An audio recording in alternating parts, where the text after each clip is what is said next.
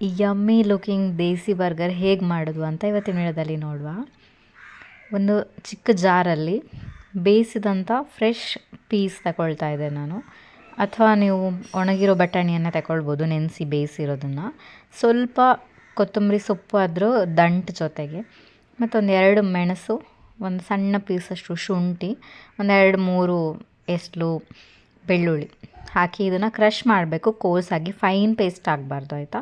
ಈಗ ಒಂದು ಬೋಲ್ಗೆ, ಮಿಕ್ಸಿಂಗ್ ಬೋಲ್ ಯಾವುದಾದ್ರೂ, ಅದಕ್ಕೆ ನೀವು ಕ್ರಷ್ ಮಾಡಿದಂಥ ಮಿಕ್ಸ್ಚರ್ ಜೊತೆಗೆ ಬೈಂಡಿಂಗಿಗೋಸ್ಕರ ಬಟಾಟೆ ಒಂದು ಕಪ್ಪಷ್ಟು, ಸೇಮ್ ಅಳತೆ ನೀವು ಅದೆಷ್ಟು ತಗೊಂಡಿರಿ ಇದು ಅಷ್ಟೇ. ಹಾಗೆ ಒಂದು ಅರ್ಧ ಕಪ್ ಅಳತೆಯಲ್ಲಿ ಬ್ರೆಡ್ ಕ್ರಮ್ಸ್, ಏನಿಲ್ಲ ಬ್ರೆಡ್ ಸೈಡ್ಸ್ ಎಲ್ಲ ಉಳಿದಿದ್ರೆ ಅದನ್ನೇ ಪೌಡರ್ ಮಾಡಿ ತಗೊಂಡ್ರೆ ಆಯಿತು, ಬ್ರೆಡ್ ಕ್ರಮ್ಸ್. ಈಗ ಇದಕ್ಕೆ ಸ್ಪೈಸಸ್ ಹಾಕ್ತಾ ಇದ್ದೇನೆ, ನಾನು ಸ್ಕ್ರೀನಲ್ಲಿ ಮೆನ್ಷನ್ ಮಾಡಿದ್ದೇನೆ ಎಷ್ಟೆಷ್ಟು ಕ್ವಾಂಟಿಟಿ ಯಾವ್ಯಾವುದು ಅಂತ. ಅದನ್ನೆಲ್ಲ ಹಾಕ್ಕೊಳ್ಳಿ, ಸ್ವಲ್ಪ ಫ್ಲೇವರ್ಗೆ ಇದೆಲ್ಲ.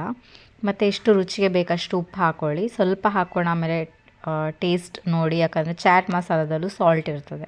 ಸೊ ನೋಡಿಕೊಂಡು ಉಪ್ಪು ಆ್ಯಡ್ ಮಾಡಿ ಇದನ್ನು ಕ್ಲೀನಾಗಿರೋ ಕೈಯಲ್ಲಿ ಮಿಕ್ಸ್ ಮಾಡ್ಕೊಳ್ಳಿ.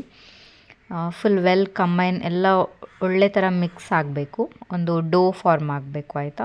ಈಗ ಇದರಲ್ಲಿ ನಾನು ಬರ್ಗರಿಗೋಸ್ಕರ ಮೀಡಿಯಮ್ ಪೋರ್ಷನ್ ತಗೊಂಡಿದ್ದೇನೆ. ನೀವು ರೆಗ್ಯುಲರ್ ತಿನ್ಲಿಕ್ಕೆ ಹೀಗೇನೆ ಅಂತ ಸ್ನ್ಯಾಕ್ಸ್ಗಾದರೆ ನೀವು ಸಣ್ಣ ಸಣ್ಣ ಪೋರ್ಷನ್ ತಗೊಳ್ಬೋದು.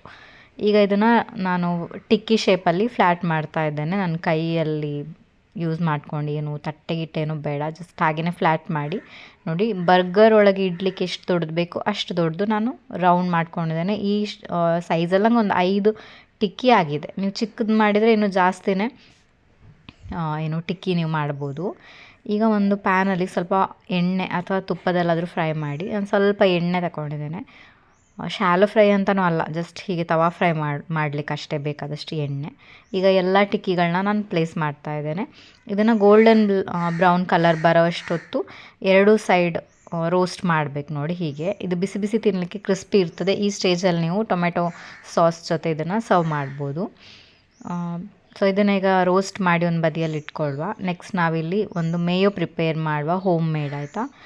ಇದು ಹೆಲ್ದಿ ಅಂತ ಅಲ್ಲ, ಇಷ್ಟೆಲ್ಲ ನಾನ್ ಹೆಲ್ದಿ ಇರುವಾಗ ನಾವು ಒಂದು ಹೆಲ್ದಿ ಇಟ್ಟರೇನು ಪ್ರಯೋಜನ ಇಲ್ಲ, ಬಟ್ ಇದು ಟೇಸ್ಟಿಯಾಗಿರ್ತದೆ ಅಂತ ಅಷ್ಟೇ.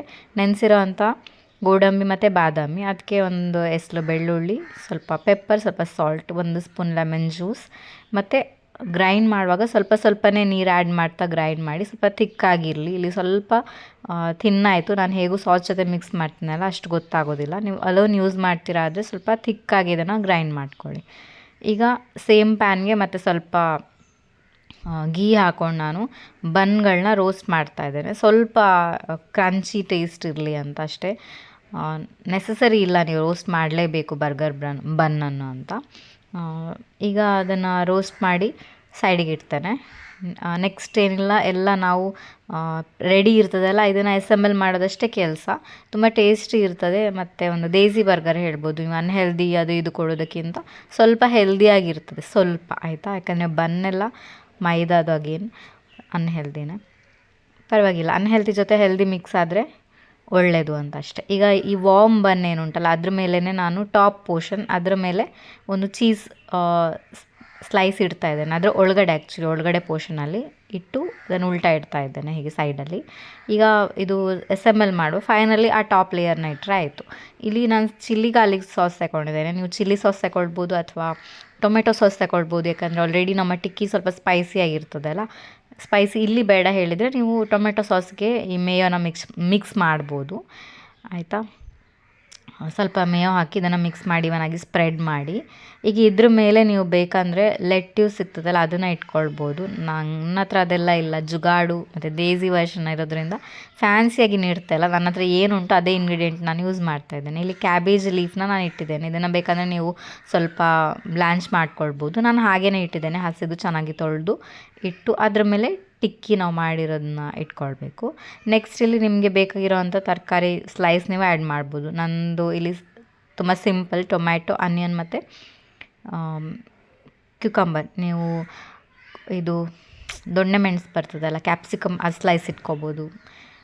ವಾಟ್ ಎವರ್ ನಿಮ್ಗೇನು ಇಷ್ಟ ಆಗ್ತದನ್ನು ಇಟ್ಕೊಳ್ಬೋದು, ಆಲಿವ್ಸ್ ಹಾಕೋಬೋದು.